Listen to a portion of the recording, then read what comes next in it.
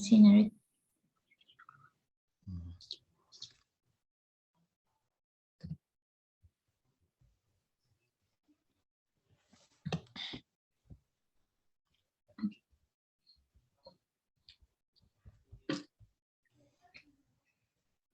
All right, greetings to everyone. Greetings, Hanson. Today's presentation, we talk about peace building and reconciliation in the 21st century. A table of contents, part 1, we have definition of peace, the different dynamics of peace, conflicts in the 21st century. Part 2, we talk about the process of peace building, the various instruments of peace building. Part 3, we talk about what is reconciliation, reconstruction of reconciliation, way forward, and recommendation, conclusion. So what is peace? Hope you can see. Oh, wow. Okay. So what is peace? You think of harmony, you think of order, you think of justice, you think of conflict management. So peace is analyzed from an individual and collective perspective, but today we focus on collective peace. So according to Johann Galton, it's a relationship between two or more parties, a person, state, or nation. In no sense belittle the significance of the other party. It is a sum of a party's capabilities to build peaceful relations. We'll look at this diagram. Okay. So we'll look at this diagram. You'll see how peace cuts across every sector of a society. When you look up above, we say well-functioning government. That falls under the political area of a government or of a society.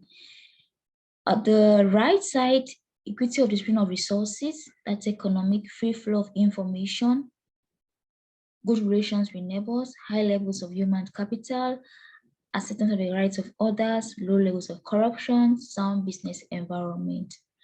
From this diagram, you can understand that peace doesn't just focus only on individual, but collective.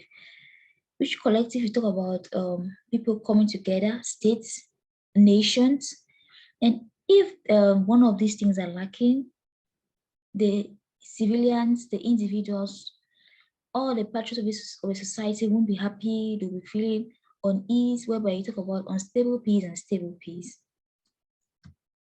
So look at the conflict in the 21st century. Let's see, okay. All right. The conflict in the 21st century. First, we talk about public health. Public health is becoming more of a major concern in the world today. Talk about the COVID-19, monkeypox, infectious diseases like malaria, tuberculosis, talk about chronic diseases. And in the 1960s, public health couldn't be an issue. But today in the 21st century, it's more of one of the major conflicts of today.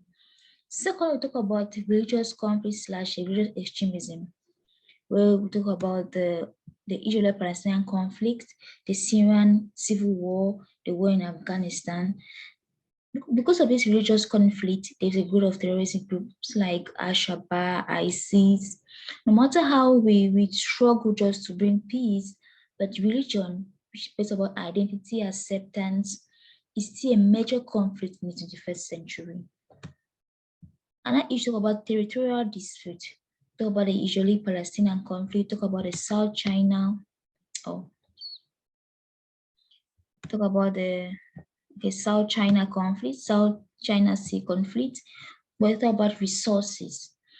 Where I come from, Cameroon, we had one of the major conflicts, which was the Bakassi Peninsula, where we fought between Nigeria and Cameroon just to secure the Bakassi because they had a lot of resources in terms of oil. But due to the help and diplomatic skills of Kofi Annan, he was able to solve that conflict. So territorial dispute is still a major conflict in today's world. Now we'll move to nuclear conflict. One of the most recent conflicts, talk about the Russia-Ukrainian conflict, whereby they want to take authority, they want to secure the nuclear weapons in that country. Realize that Ukraine has been one of the let me say, one of the colonial masters with Russia, but it's just separation of had their autonomy, they had their independence. But if Russia is able to get control of Russia, sorry, if Russia is able to get control of Ukraine, there's a higher possibility that the neighboring countries will be able to be subdued to the influence of Russians. And why Ukraine? Ukraine has a lot of nuclear weapons there, nuclear plants, and it's a threat to the Western Europe. Well, because Europe is a community, Europe it's more of people coming together. If one is affected, all will be affected. So nuclear conflict is one of the major conflicts in the 21st century. They will talk about the resource conflict, which is a Lake Chad Basin, the South China Sea conflict. I mentioned about the territorial conflict. So with all these resources in particular regions, do you expect the place to be at peace? Do you expect the people to live in harmony?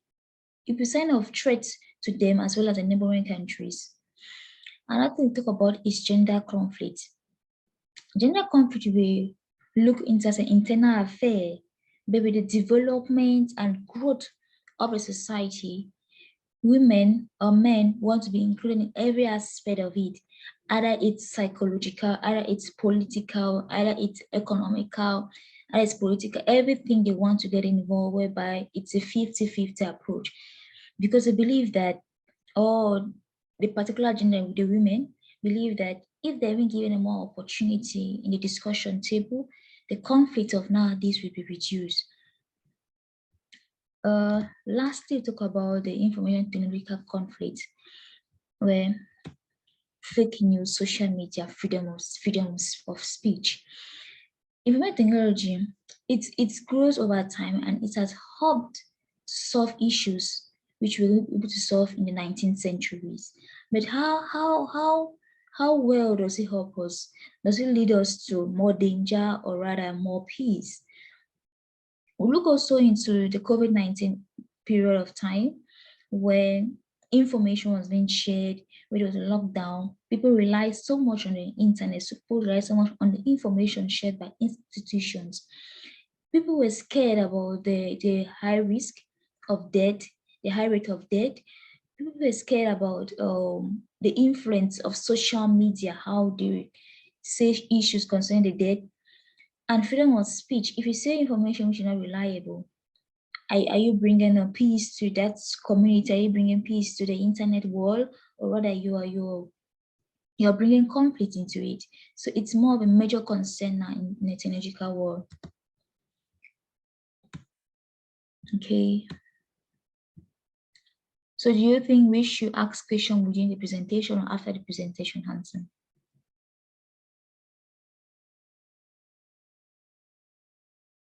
Yeah, come again. Should we ask questions within the presentation or after the presentations? I think after the presentation makes more sense. Okay. So we move further to the process of peace building. With this diagram, as earlier mentioned, the beginning of it, we spoke about peace.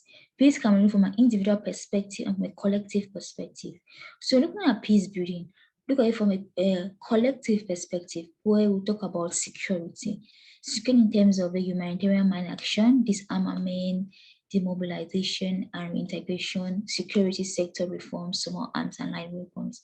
Before we continue, let's understand that peace building is a process of reconstructing and building sustainable peace. That's the main aim of peace building. I couldn't just talk about peace without getting involved into conflict. Where? Because peace building it happens after a conflict. After a conflict, how do we try to manage the situation? How do we try to bring back peace into that community, into that society, into that state, or into that nation? Further, I'll talk about the political framework, democratization of parties, media, NGO, democratic culture, good governance, rule of law, institutional building, human rights, monitoring law, justice system. So directly under the peace building, talk about reconciliation and justice, which is the other part of which of our presentation of today, where dialogue between the leaders and the groups, grassroots dialogue, other bridge building activities, truth and reconciliation, trauma therapy and healing. This reconciliation and justice area, it's very important that people take it more. It's more mind because you have to deal with the grassroots level. What a top more of a is more of a top bottom approach. Rather, it should be a bottom top approach in terms of this area. So last we talk about the socio-economic foundation, physical reconstruction, economic infrastructure, infrastructure of health, education, repatriation and return of refugees and IDPs, and food security. So the areas contain the process of peace building. Look at it from a security angle, political framework, reconciliation and justice, socio-economic foundation. So what are the instruments of peace building? So when you look at this diagram, it's more of a strategic way of tackling peace building. Peace building. Also, to understand that it's the process of reconstructing and of building sustainable peace. So how do you do that? You have to be strategic in your approach of peace building. So when we look at like on the left, so the structural and institutional change. So look at the structural and institutional change. It looks like where law and advocacy and solidarity. So after the conflict, when individuals are coming together, when it's back to normal peace or stable peace, we'll look at where these sectors, the law and advocacy and solidarity, the policy, you have to change the policy whereby it includes everyone. Solidarity are put together. It's a statement said power by the people, for the people, and for the people. So is it for everyone or is it just for a particular group of people? Is it a top-bottom approach or the bottom-top approach? Second, we talk about dealing with transnational and global threats. Transnational, what are the conflicts between the states, those out of the states and those within the states, and global? I can remember during a time when our lecturers were teaching us in the class of peace and conflict, they always tell us, when you're looking into something, when you're going to approach something, look at it first from the internal way, regionally, and before you go globally. So if you are dealing with peace or you're trying to do with peace building, you have to look for it first at the regional way before going on to the global threat. Nowadays, political issues or internal issues are now becoming more of a global threat to it. We'll talk about in terms of suicide, in terms of accidents, in terms of electoral practices. It's no longer internal affair. It's now becoming a global threat.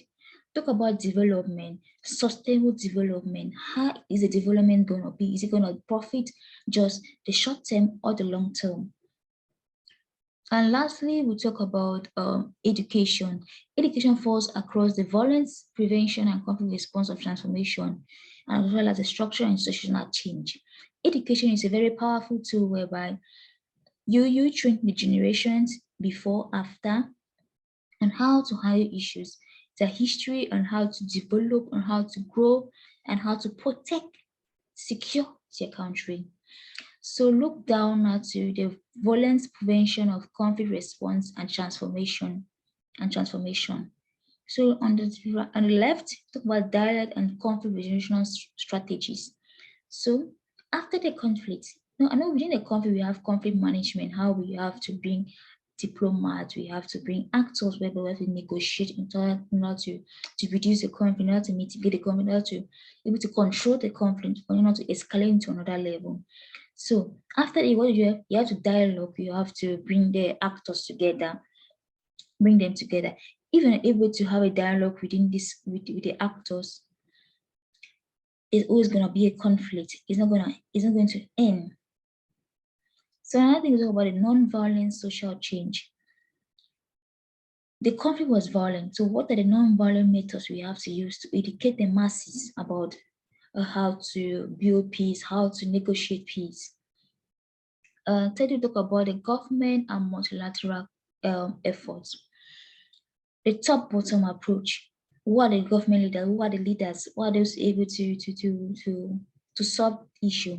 Maybe the conflict broke out because of bad leadership. So if you're as a peace builder, what are the things you have to look into? What are the things you have to rearrange again? Maybe now the people or the citizens no longer trust the government. Sure, you have to change the government for it to have more of peace and more of cohesion. Talk about multilateral efforts. We have to meet with other countries, other organizations, whereby we have to come together as a force in order to build more structures. Uh, Lastly, we should talk about humanitarian actions. How do you mentor to the people in terms of the refugee crisis, in terms of the IDPs? Because during that conflict, people are going to be affected, and civilians who are not the main actors of the conflict, they have to look for a place of refuge. Where did they go to? And when they move to a different area, they need a lot of things psychologically, in terms of food, in terms of housing. There are many things you have to put into consideration. And most times when we look into the conflict, we always abandon, or it's a higher possibility that we always forget about the refugees, the IDPs who have been affected by it. And that's where reconciliation comes into existence, whereby we have to get in contact with them, we have to reach out to them to let them know that we are with them, we haven't forgotten about them. And most of these areas whereby you have been forgotten, it is a group now, a growth of a group, and it can be a terrorist group, and it can be a group whereby you just want to vindicate or eradicate with the government because they have been abandoned, because these people have been affected psychologically, their families and things involved. So talk about now the justice and healing, trauma healing, talk about the reconciliation, transitional justice, restorative justice. So these are areas we have to look into the strategic way of peace building. So part 3, we talk about reconciliation. Okay, let's go back. Reconciliation. Where I talk about is about truth, justice, regard, and security. It's all about moving away from the past to share a better future. Where it's about trauma, justice, security. I always know, and I know that the main issues of conflicts are about security, so about identity. How do we protect ourselves? How do we accept? How does society accept us for who we are, who we are? This approach of the top bottom approach is always relevant. It always cuts across every sector. Whereby, if you're a minority group, you're gonna be the overshadow. If you are a majority group, you'll always be the leader in everything involved. So we'll look at this diagram. Look at this diagram. Look at it from the justice perspective. When we look at the arrow, you see that reparation with institutions, trials, punishment of perpetrators, reforms. So in between justice and truth, what do you have? Restitution and crime exposure. Justice. Let me justice for individuals who have been victims, who are perpetrators of the conflict. That's why you have war crimes. We have war crimes, individuals who did a lot of harm to the society, to individuals who were non-actors of this conflict. Justice has to be given unto them. So when we look into the truth, we have acknowledgement of victims, rehabilitation, inquiry, truth commissions, incorporation of durable solutions.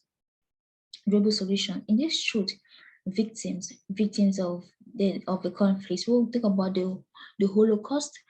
Victims of the Holocaust, it still exists up to now. It's German, right? The Holocaust, Germans, happens in Germans.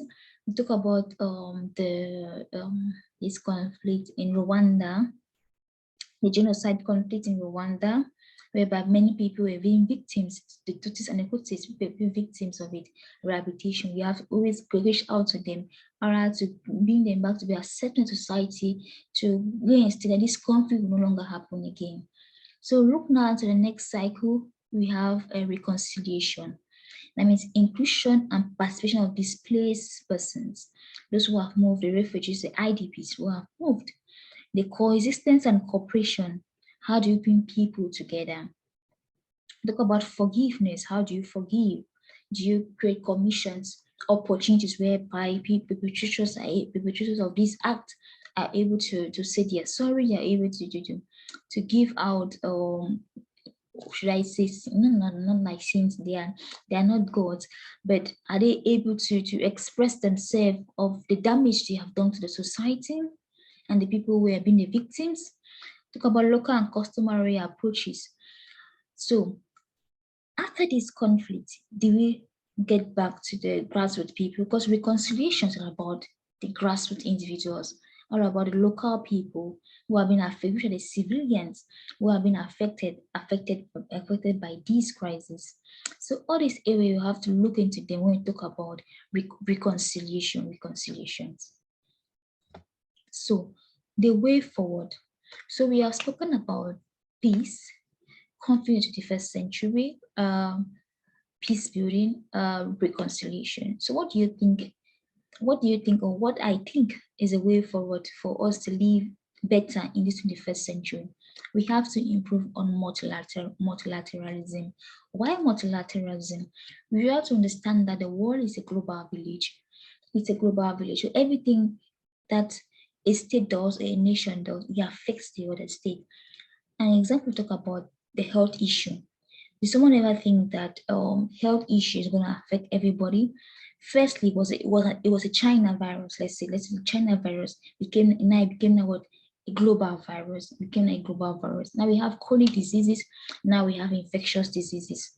So if states are able to come together, if states are able to say no, let's have a discussion concerning this.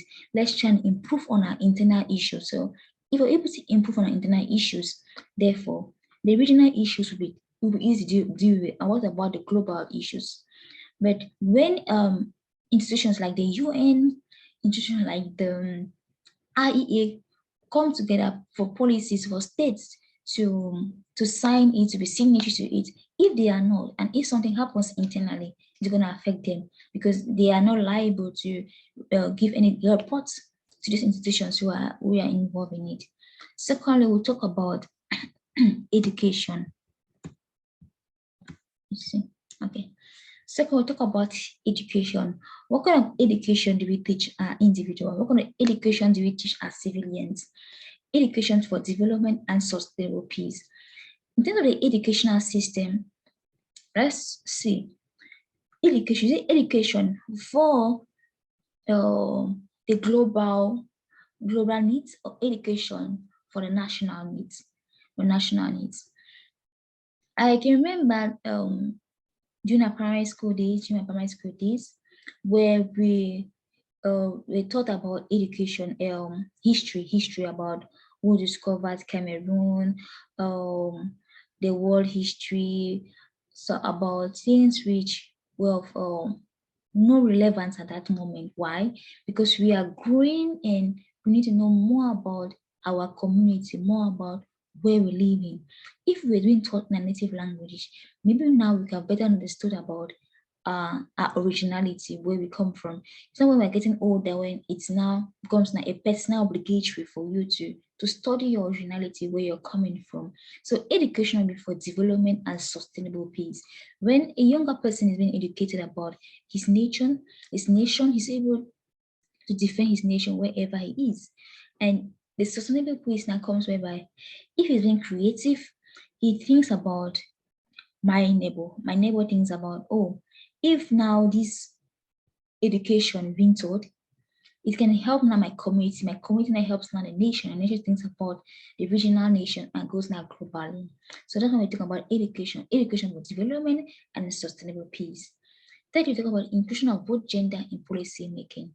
In whatever aspect, or in terms of the political, economic, social economic, when we think about the gender, whereby it's an inclusion of both men and women.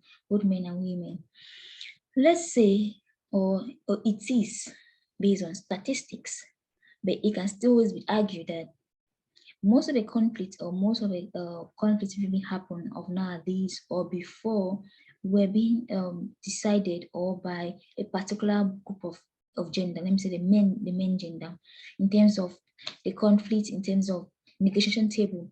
If women were even part of the discussion table, maybe there were a better way for us to handle the situation. Why did I say so? Who are those affected? Who are those affected during the conflict? Who are those affected during the mostly affected. When the men go to war, who remain behind? The women.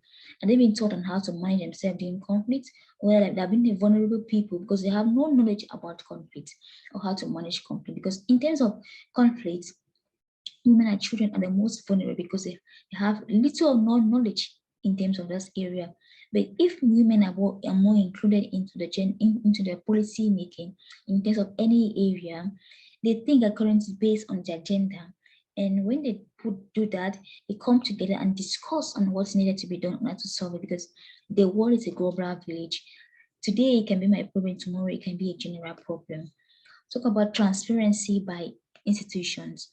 Transparency by institutions, whereby institutions like the international organization, talk about the UN, talk about the UNDP, talk about NATO, talk about other institutions, global institutions, when they are bringing out their policies or what they are solving to society, do they bring it out to the society? Are they transparent by it, or do they rather just want to keep some information about it and say no, it's not meant for the public, it's meant for us? What is meant for the public? Is it of disadvantage to the public or not? Because you have to think about it. You have, like, bring out that knowledge that if they are keeping away from the public, who is going to be affected more? If there's more transparency, I'm sure there will not be fake news. There will be more of understanding about what the institution is doing, how they can go about it, and what is needed to be done. In terms of in conflict, in terms of policies, you have to always look at it based on before early warning signals. That's conflict. Early warning signals. And if the early warning signals fails, what do? There's really conflict. If it's starting to be conflict, how do you manage the conflict? And after the conflict, how are you going to do about it? So in terms of the policy making, in terms of the transparency of the institutions, they have to be aware that they also have what early warning signals from the public, that if they're not able to expose or send information to this public information, how they're going to handle it. The public is going to bring us all our information whereby you're going to divert the gullible minds on what is needed to be done. We talk about positive use of technology. Positive use of technology. Nowadays, you see that nuclear is now becoming more relevant to the society because it cuts across technology, thinking about the health issues. There's a lot of health issues. So how do you use technology? Is it for the good of the society or for the bad of the society? Bad of society. Now, now, states which are having higher possibility to having advantage over the developed country, the developing countries, use that technology in order to frighten or to overpower the developed state. But rather, if you use your technology, if you use your power in the technology to bring more peace, more development into a society, don't you think the world will be a better place? See, you say solve first internal problems of state before engaging in global affairs. That's the last way forward. What do I mean by this? Solving first the internal problems of states. We have to, as states or as nations, we have to first learn how to solve our internal problems. Most time we think, since we have ties with colonial people or we have ties with the Western world, means like African and Europe, if we have ties with the Western world, if they have been affected, so it's our obligation to do what, to help them. Yes, it's an obligation because we have relationships with that. Because like it's also with friendship as well. But how can you help someone if you're not able to solve your own problems? Because you're going to add more damage to the person. You're going to leave your own people, you're going to leave your own self and help someone else. At the end of the day, you're going to be more damaged about it. So your internal issues. Now, internal issues of state, we can talk about accident. Now, there's a high rate of accidents happening, especially in the African country. What are the causes of accident?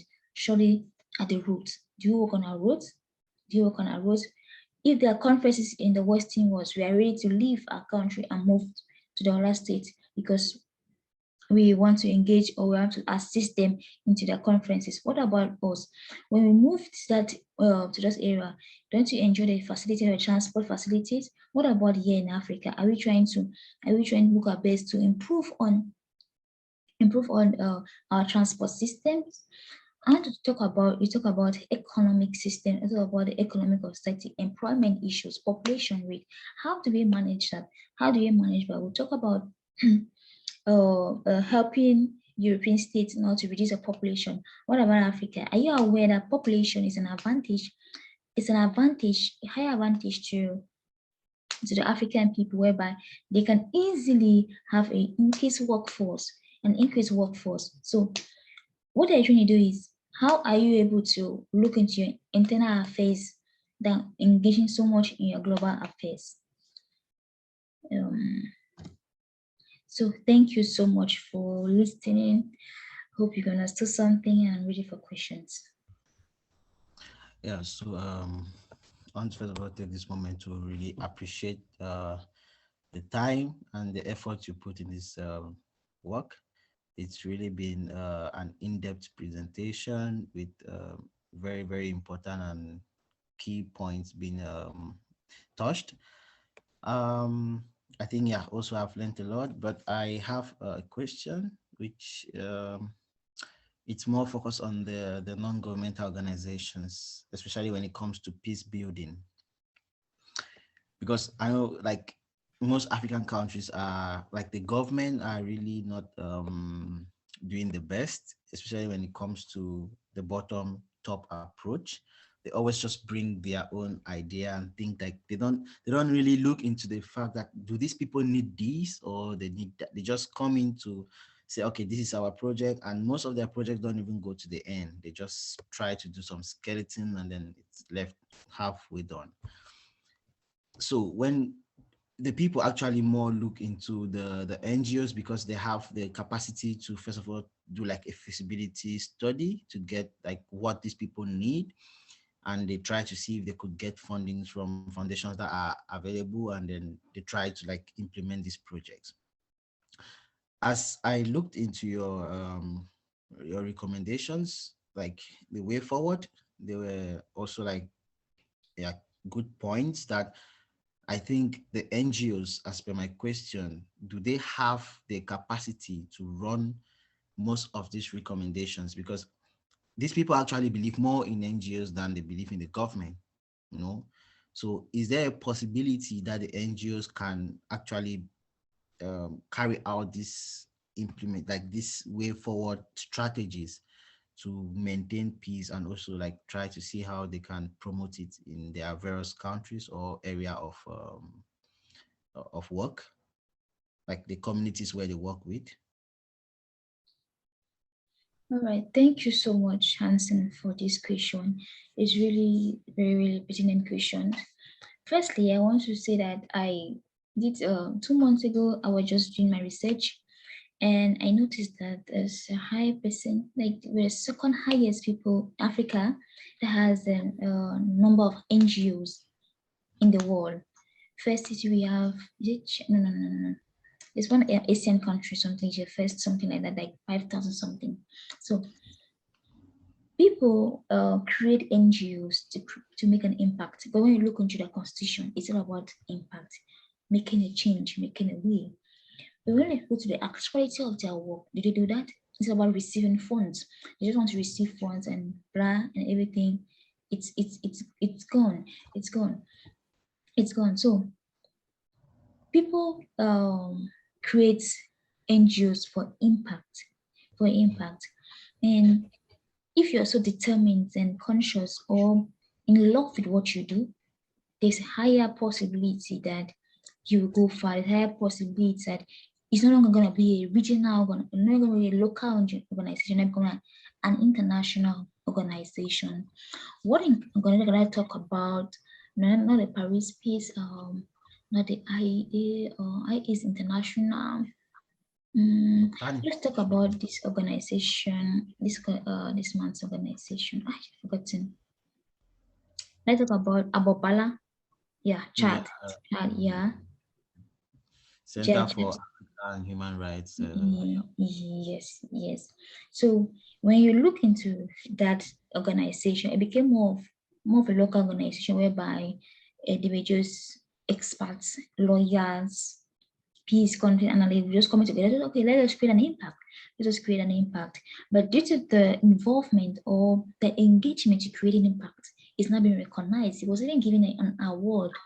Mhm. I can't remember the award, but it's been recognized internationally. So there's a possibility that NGOs who are in love or who love to make create an impact become local to international. In these grassroots organizations, it's their strategies. How do you get in contact with the people? Do they take advantage of the people or whether they keep them engagement? One of the things we do in Wem'Afrika is that it's all about more of an exchange whereby we give you our services, but you also have to give us your own services whereby because it's in an opportunity to what to exploit these vulnerable persons, this community, because every individual has something to offer to somebody. But if it's all about giving, they will not they will like it's more of a 50-60 approach. Why would we take a 50-50 approach? So if institutions, if local NGOs are able to see themselves first locally and practice as if they're having an international connection, then they're able to move forward and create more of an impact to the society. Hope I've answered your question. Yeah, yeah. Thank you very much. Yeah, and I think if they actually have, I mean, follow their objectives. Let's say, for example, if their objective is about fighting for transparency in government institutions so that the people will benefit, then possibly they could attain their goals. Also, if they try to see, because there are always like gender issues, and if they try to say, okay, like now, like with the Cameroon crisis now, many women are coming up to have a voice when it comes to the dialogue, to see how they can bring peace back into the country. Now, you see women in policy making, they are coming up and saying, this is what we want. And that's also a good move. Like, I think when the objectives of the NGO are well spelled and it's not more about, or it's not more into what I will benefit, then I think it's really going to be a positive change. And yeah, so thank you very much for the answer, and it's really an eye opener for everyone as well as for us to know how to go about things and how to handle issues when it relates to peace building and especially in the aspect of non-governmental organizations carrying out this implementing these things in the field. Yeah, so thank you very much for the time. Thank you for your presentation. And yeah, I think it's been a wonderful moment, and we are all happy to have this time spent with you. We hope we have many more of such opportunity and such programs in the subsequent time. And yeah, we also wish to have like other people chipping in other things in relations to things like peace building and talking more about the 21st century, because it's really been it's really a very fragile period where things can blow up at any time. And as we see now, the world is really at a very tight corner with the current issue happening in Russia and Ukraine. So I think these kind of initiatives are well, I mean, appreciated. And yeah, we wish we could have more of this from Wem'Afrika. So I think we are happy with what Wem'Afrika is doing so far. And yeah, we are here to support them and to keep moving on and on with them in relations to their objectives and the goals they have to attain. So maybe I'll give back the floor to Pauline. Maybe you have something to talk about and while we round up the meeting. Thank you. Okay. I have really nothing to say much, but what I could say is thank you so for giving us an opportunity to express ourselves to the community because you represent the community as well. So it's an opportunity for us to express our views on what's needed to be done. As you earlier said, the 21st century is now becoming very, very vulnerable, very, very vulnerable. And I can remember again, one of my lecturers said about the world order. So the world order it's really, really shifting. It's really, really shifting. So it's now the work of local NGOs to really push forward to make things now, because now the civilians no longer, or the individuals or citizens no longer have really trust again in the government. They say because it's they have failed them so many times. So it's kind of work of local NGOs to really, really push themselves to get in contact with the international NGOs, work on strategic ways, inclusion, whereby things may get better, things may improve. So nothing has to be left down. Everything has to be touched. Everything has to be judged. So that's all I could say for now. Thank you. Okay, thank you very much. And with that remark, I will say we have gone to the end of this meeting, and you all have a wonderful weekend ahead of you, and stay safe and stay healthy. Okay. All right. Thank you. Bye.